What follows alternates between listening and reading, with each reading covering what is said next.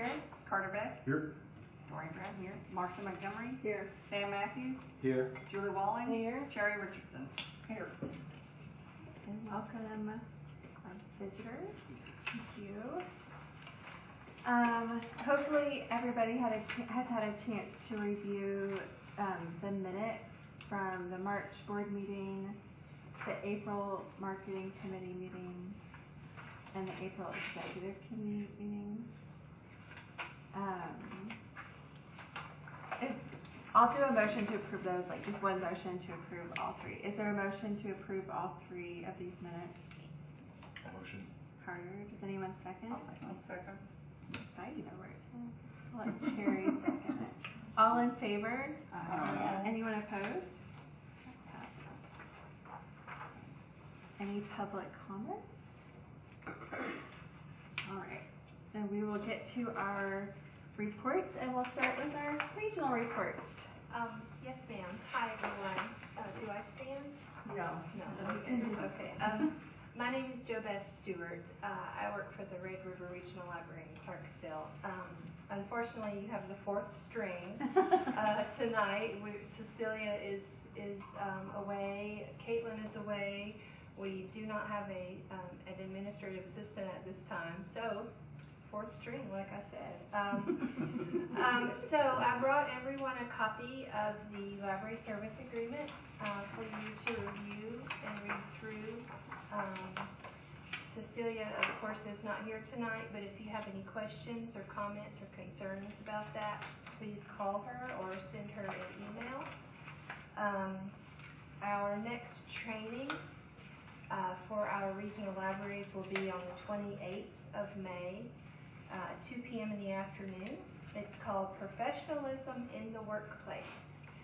It's going to be led by a lady by the name of Kimberly Brown. We're going to hold it virtually only. Sometimes we have a better turnout if we just open it up for a virtual meeting. Caitlin Haley is going to be sending out invitations by email. If you want to go ahead and sign up now, you can do that on our LibGuides page. And I have the password for our LibGuides page if anybody needs that. Also on May 28th, we will be having our next library director check-in. We do that once a quarter, and we meet virtually with all of our library directors and hear about what's going on and get the lowdown. From 10 to 11, we're going to be discussing library statistics and different trainings at that meeting. I also handed out a brochure for Mentor Tennessee. This is a really exciting opportunity for the libraries in Tennessee. It's an online platform designed to connect staff from any type of library across Tennessee with a similar staff member in the state of New Jersey. So it's really exciting. There was a session presented on this at the Tennessee Library Association meeting last month, and it was very well attended. Did you go to that one? I don't think No, it was great. So it was actually spearheaded by two of our regional directors, Cecilia Maynor and Jennifer Brewer, who is the regional director out in Johnson City at the Holston River region. The platform provides library workers the ability to be mentored, or they can mentor someone else. So it's really an exciting opportunity for our librarians to network. And I don't know a soul in New Jersey, so I think it would be exciting to get to meet people. Our trustee workshop is coming up in September on the 19th. That will, of course, be in Brentwood, as usual. Our tech grant application deadline is coming up on the 17th of June. There is an interesting conference coming up at Vanderbilt at the end of this month. It's called the Southern Library Support Staff Conference. The titled Embracing Change and Forging the Future of Libraries. It's the 29th through the 31st at Vanderbilt. They're going to offer free excursions. They're going to go, you get to tour around the special collections and the fine art gallery. There'll be panel discussions. There'll be a couple of keynote speakers who are both on the staff there at Vanderbilt in the libraries. Let's see. I believe that's all I have. Thank you all. Thank you. Yes, ma'am. Any questions for JoBeth? Is there a reason it's with New Jersey? Like it just Well, of all states? actually, yes, because the director of the Holston River region, her name is Jennifer Brewer, she relocated here from New Jersey. Okay. And when she lived in New Jersey, she was a library director, and she got this whole program off the ground Okay. in New Jersey. And so she moved here, brought it with her, kept her connections, and That's they great. just made it happen. That's really neat. It is. Thank you. Okay, we'll move on to the library director report. Okay, you should have, start with your March performance measures.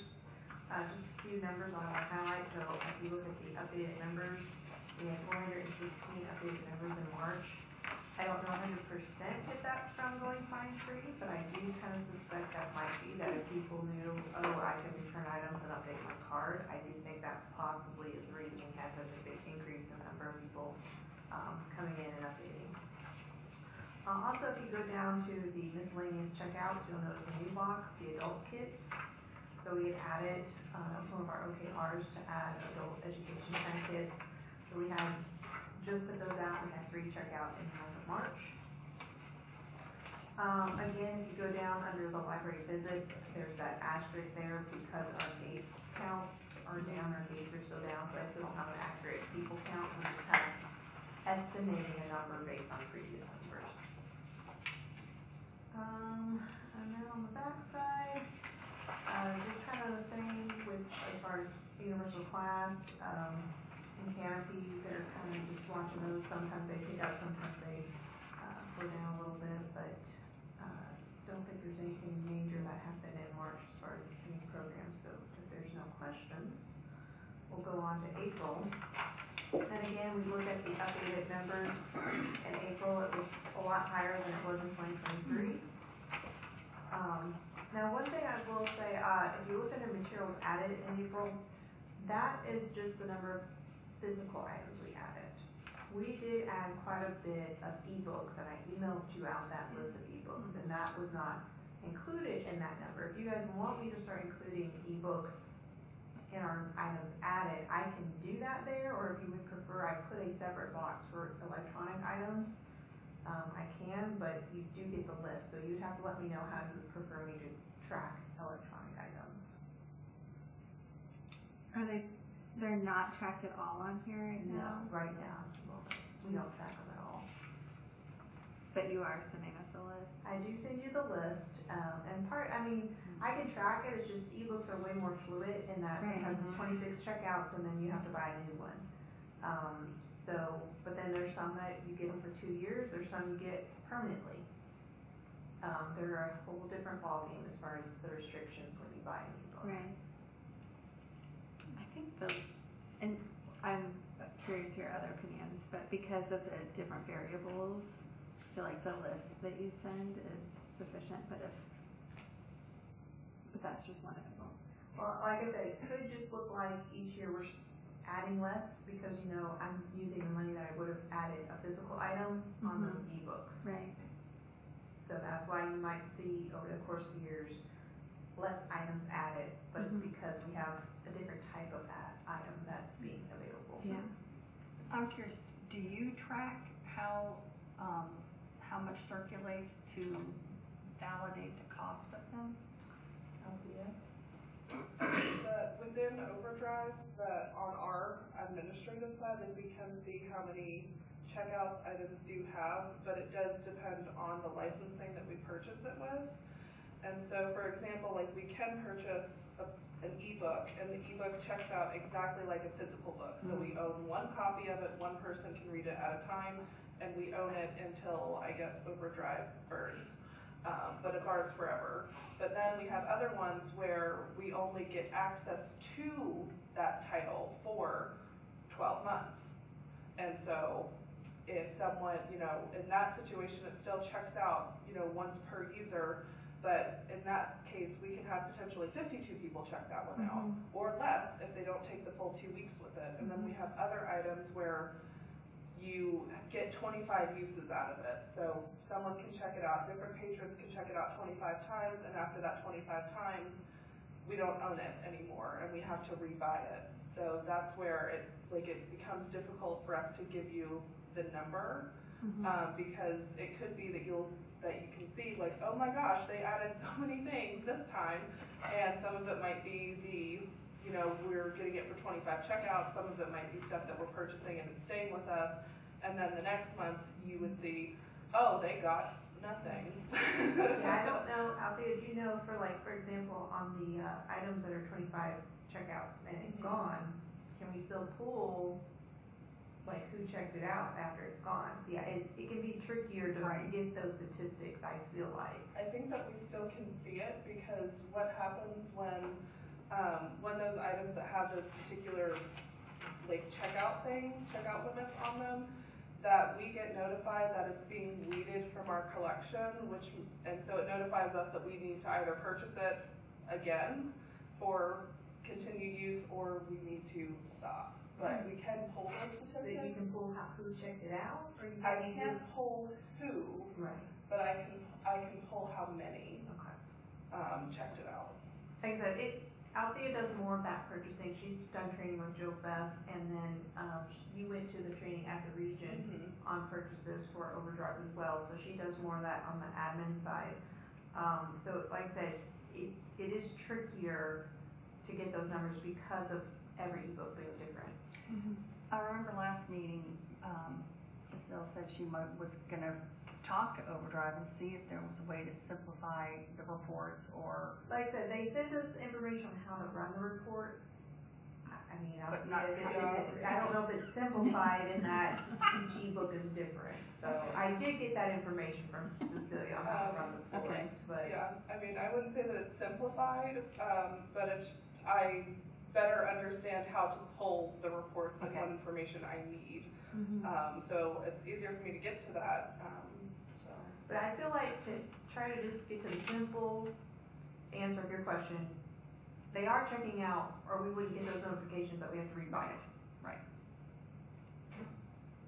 So they are circulating. Is every title circulating the same amount? Maybe not. So. I have a rabbit trail question.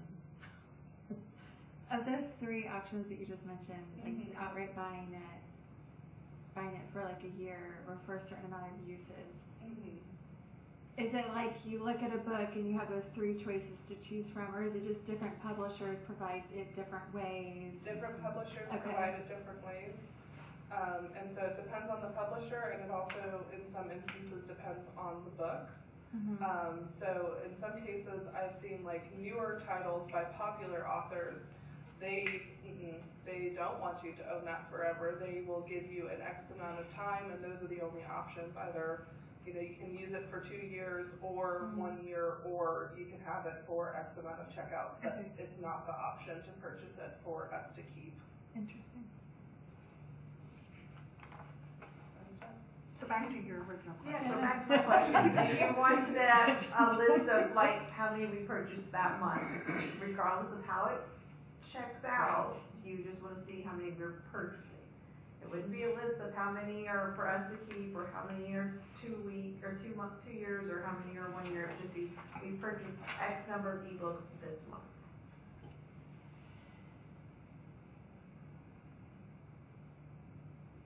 I'm thinking.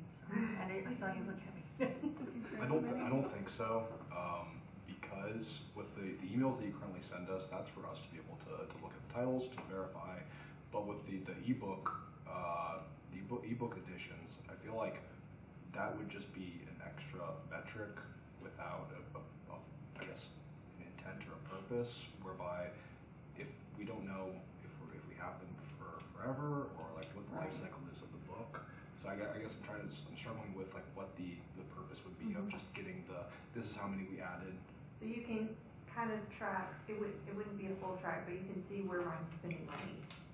Even though you don't have a dollar amount to it, you would see, okay, so she didn't spend as much, obviously on print, because she spent so much on ebook. Do you want to provide that number?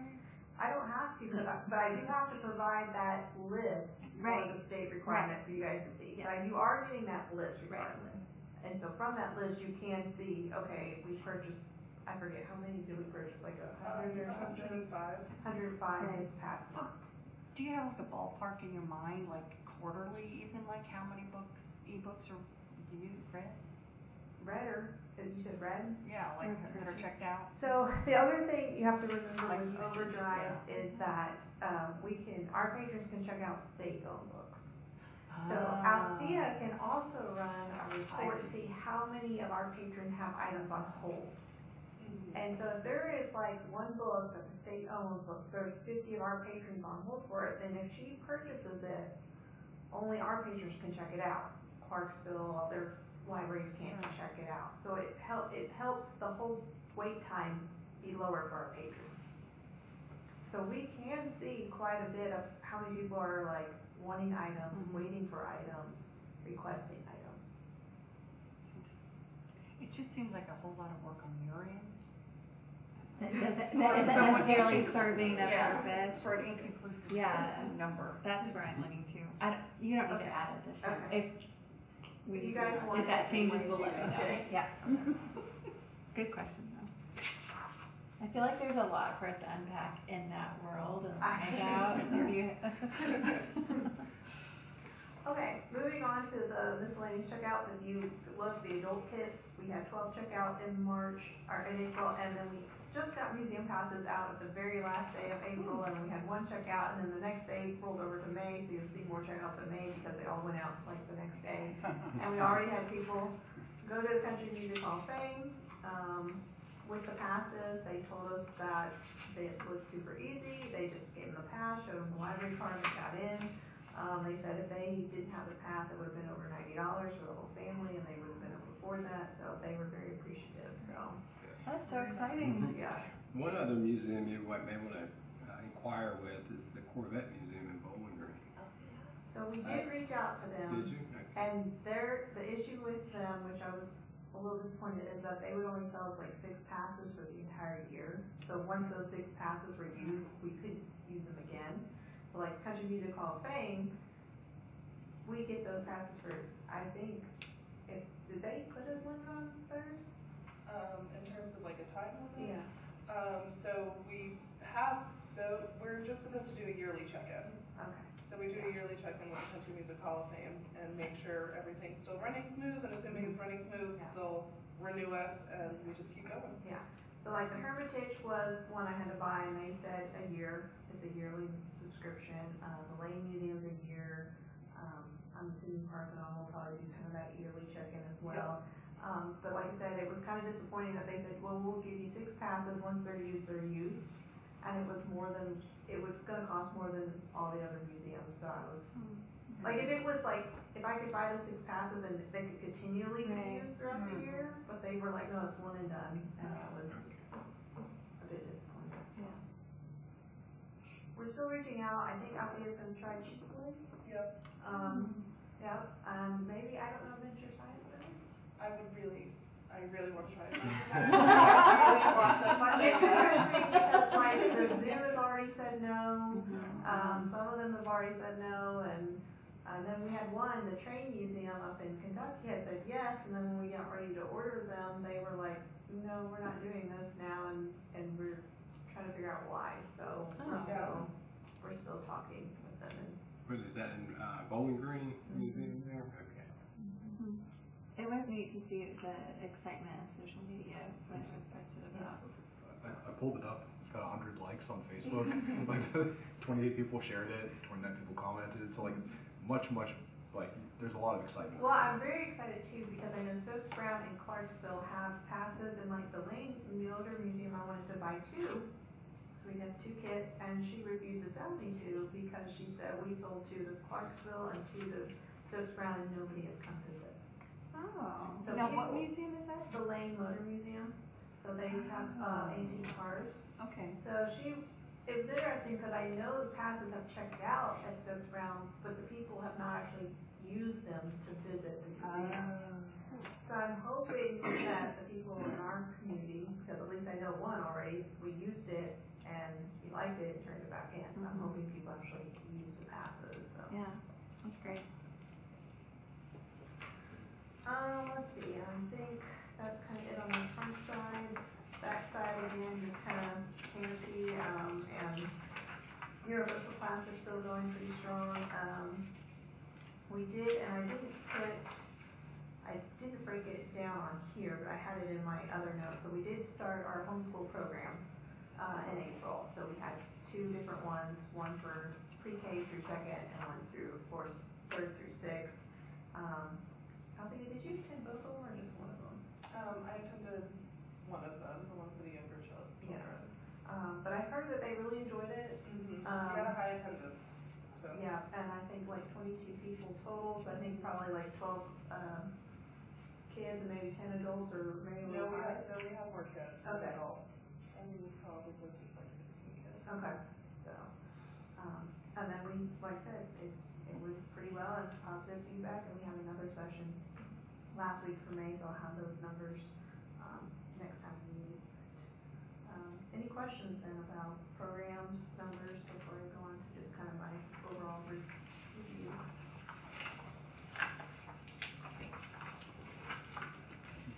So for March and April, some of the main highlights that happened, I did onboarding with Althea for about 2 weeks when she first started. We also, all of my staff got to meet with the HR director, because the pay study was finalized, and so she went over where everybody's pay grade would be, what their raises would possibly be, and how it would work going forward, because there's going to be some changes, I think, on the steps and so on. Like Friends, we had Friends meeting, and again, they're going to sponsor the fandom fair, so we're working hard on that. They're also working on trying to get a free little library in the reading garden to kind of fit the name, so that's something else they're working on. The Lions Club, I went to that meeting, and then Althea and I attended the chamber chairman banquet, so that's a picture of us at the bottom down there, because it was 80s themed. So we did enjoy it. They had like the different poker tables, and so I was teaching Althea different video games. That's so fun. And it was also, the main reason I told her to bring that with me too, because there's a lot of community business members at the chamber event. I also did all my monthly one-on-ones with my staff. I did 3 different trainings throughout the month.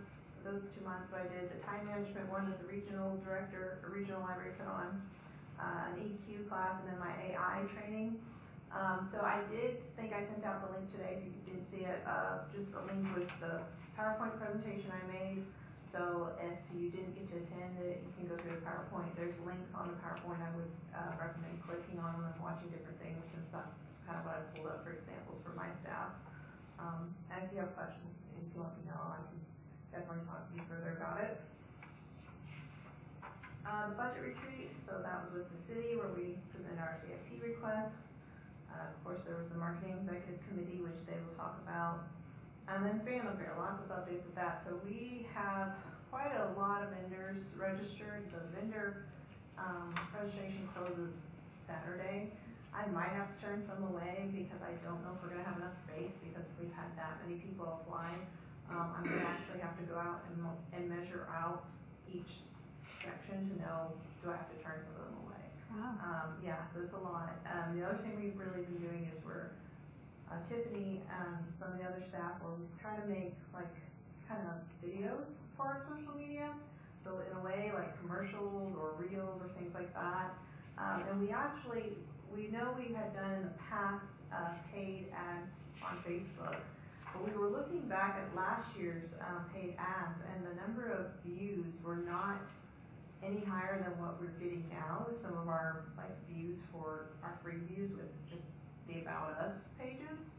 So we're kind of leaning towards maybe paying for either the videos to be posted and boost it more, or the event itself versus some of the flyers. So we're playing with that a little bit. And we're working on getting the banner, and like I said, right now we're really kind of in marketing mode. And then we were trying to get, but again, it might be too late now and be on our budget. Kroger's has those on their shopping carts, the little ads.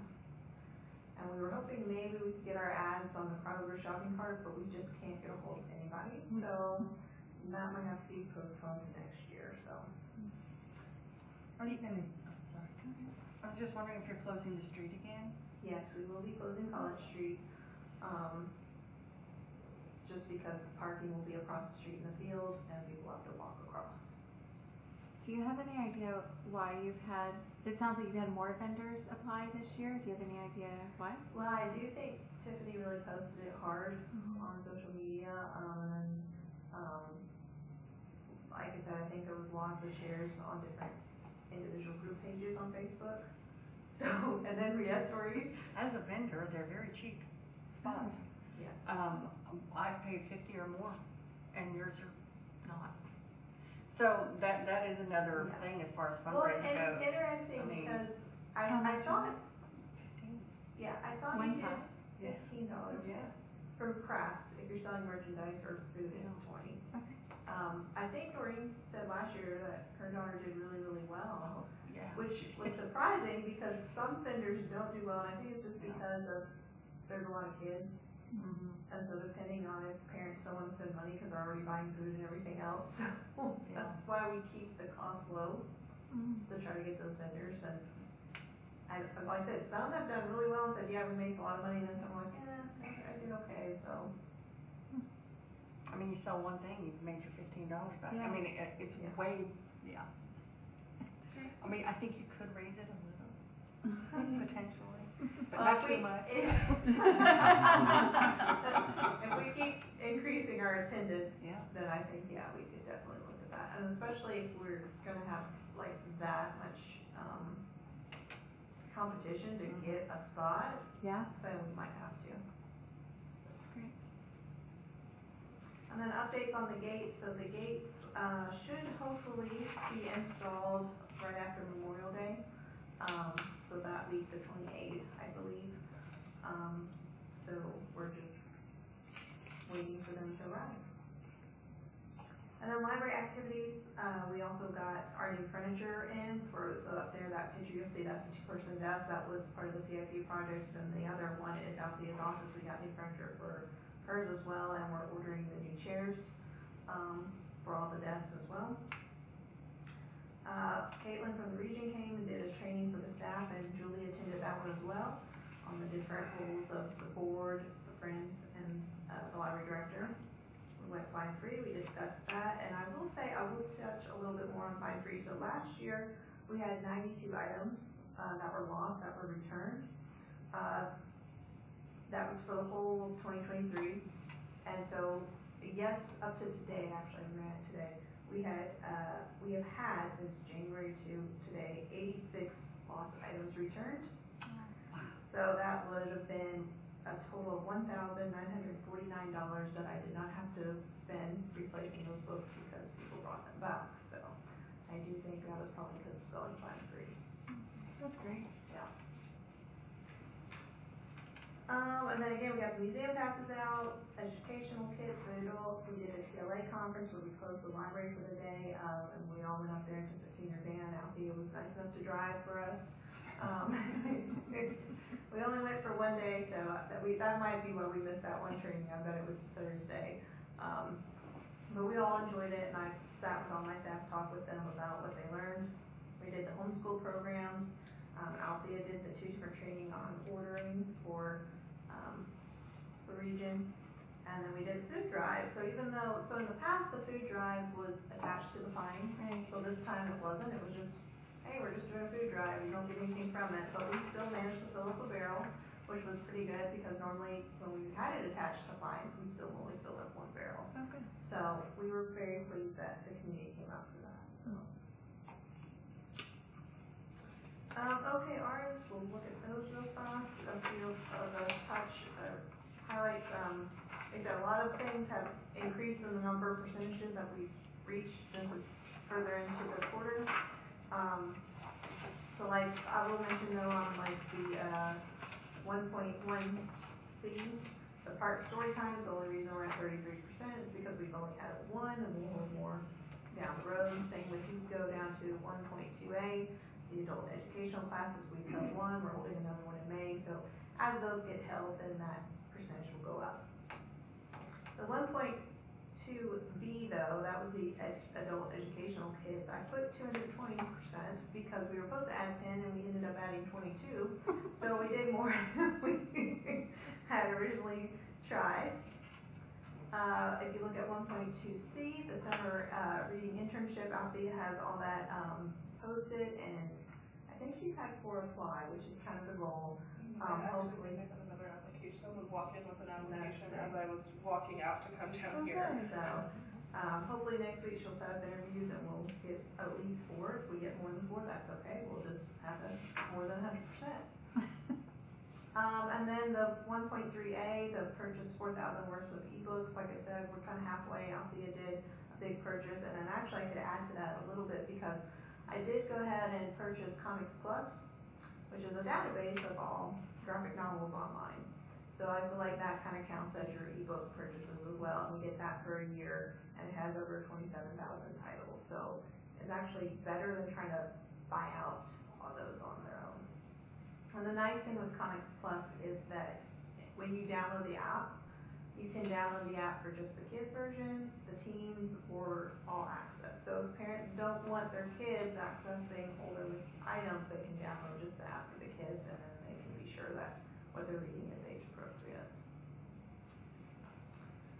And then let's see, we dropped down, like I said, I don't want to go through all of them. The 2.2A, create interactive displays with 5% of those items circulating. We actually put again 200% because we're finding that about 10% of those items are circulating that we're displaying. So we're again over our goal. And then 3.1A and actually they both 3.1A key results. The raised garden beds, if you guys didn't see, we have the raised beds up. Their items have been planted, and so hopefully this summer we'll harvest the food, and that will accomplish that goal. The backside, the 4.1A, that's a big thing that the marketing committee is doing, and we're making progress on that. So I think Carly will probably talk about more of that tonight during that session. Is there any questions? Like I said, I kind of didn't hit on all the numbers, but just some of the highlights on certain ones and how they're progressing.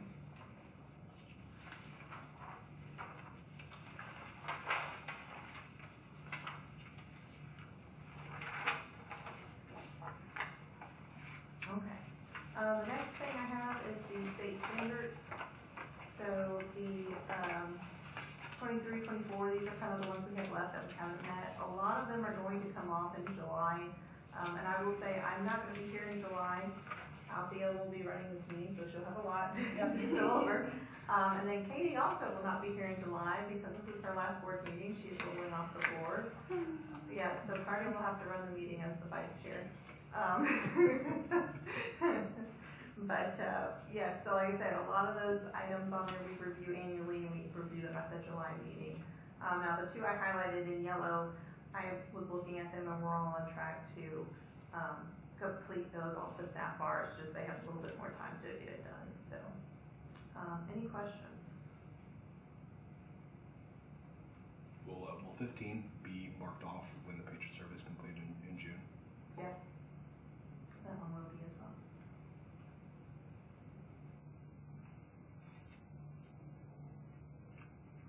Okay, alrighty. The last thing on my report is the budget. I'm in final spending. We have to wrap that up at basically the end of May, so we're working on that. Now, like I said, the chairs, we were using some of that leftover capital funding. To get all the chairs we wanted was a little bit over that 10,000 that we had left over, so I'm going to move some funds from the small items of equipment to cover it, and we should be fine. And like I said, those are kind of already in place, and, like I said, now it's just those final POs gotta be purchased. Like I said, a lot of them are gonna be advertising for the con and things like that, so. Any questions?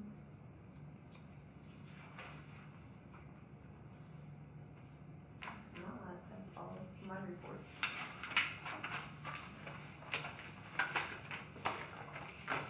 Thank you, Elizabeth.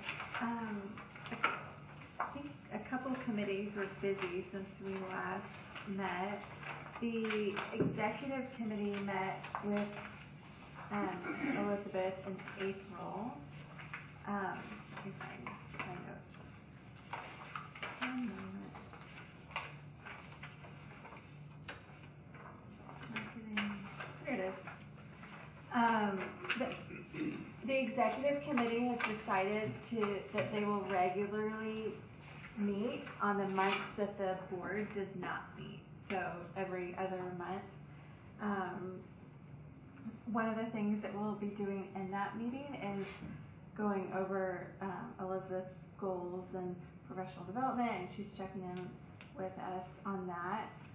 Elizabeth, do you mind just sometime this week, or you're off tomorrow, next week, emailing to the board that like summary that we had in that meeting, because I think it'd be great for them to see just the work that what she's doing to work towards.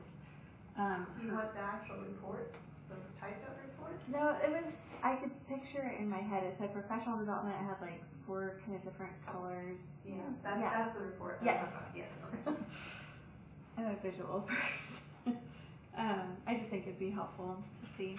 One of the things that we discussed a bit was one of the goals that we had for her this year was to meet with her staff every month one-on-one, which is a change from previous, and discuss if that should continue now that Althea has been hired. And we've all agreed, let's not change anything yet, but keep a good pulse on the staff's feedback, how you're acclimating with the staff, and if adjustments need to be made in this calendar year, we can, but for now, we'll just continue with that goal. I think it's serving everybody well right now. Elizabeth also asked about one of her goals is to have 4 leadership courses this year, and I think it was through one of those courses that she found a connection with someone who does one-on-one coaching, so we approved her taking advantage of one-on-one coaching as one of those courses. Or honestly, as I was reviewing our notes, if we feel like that could be even more than one course, we'll just keep talking about it. And but excited for that connection.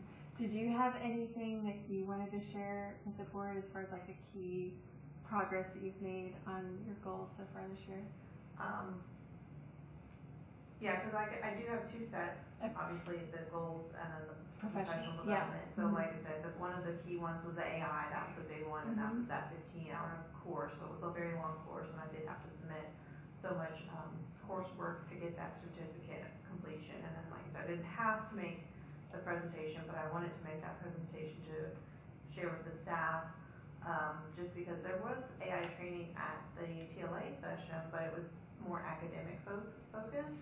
And so a lot of the feedback from the staff was it didn't really help us because it was how students use it and not how public librarians use it. So I did that kind of basic overview, and so that's one key thing too, which will be coming down the pike, is I do think I need to create some policy on how we use AI. So that will be something that's coming up that kind of came about from that professional development course. And then looking at, I guess, the goal side, which is not the professional development. So I do have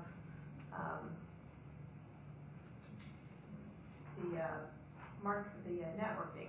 So I've been doing networking every month with different libraries in the state, which I might really look into this New Jersey one as part of that too, because I'm very excited that, I mean, I've been, again, talking to quite a bit in the state, but I feel like hearing what other states are doing might actually expand that a bit more. Yeah. So if you see that coming down the pike of, well, I met with this librarian in New Jersey, that's why.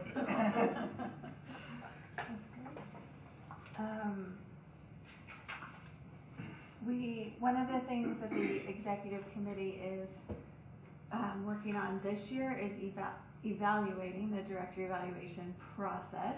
We made a few minor changes to that in December and implemented those in January, but just want to do a very thorough review of that process going forward. So we discussed that in our last meeting, and before the next meeting we will document the current process in a shared Google Doc. I'm working on that already, by the way. And research 360 evaluations is something that we just want to get more information about, and think in this setup that could potentially serve the library director and the board very well, to perhaps do that, not every year, but every 3 to 5 years. But we'll be beginning the process of researching that. The other thing that we discussed was the long-range plan. Elizabeth brought that to us. I may have you fill in some of this. But we have a couple plans. We have the long-range plan and the tech plan. And was at a training that there was a training on long-range plans, and Elizabeth brought to our attention that those typically are a bit longer range, 5 to 7 years.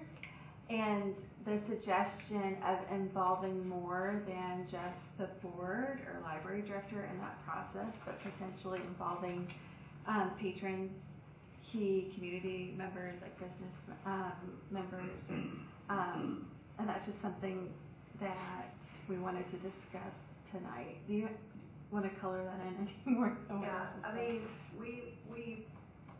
I think with COVID, we had a long-range plan that was over the course of 5 years. And then when COVID hit, it was like, okay, things changed so frequently. We went to a 1-year long-range plan because we were like, we don't even know if this will be in effect in 6 months. Well, it was just the time. And I don't think it's bad to have a plan that can be updated that often, since things still change fairly quickly. But even with a long-range plan that's 5 to 7 years, you still should be updating it yearly. You should still be looking at it yearly and making adjustments as need be. So we'll still incorporate in a way what we're doing. And then again, that was the regional training that I went to on really involving the community, and that kind of ties in with the state standards of, does the long-range plan meet the community needs? Well, how do you know it meets the community needs if you're not involving the community?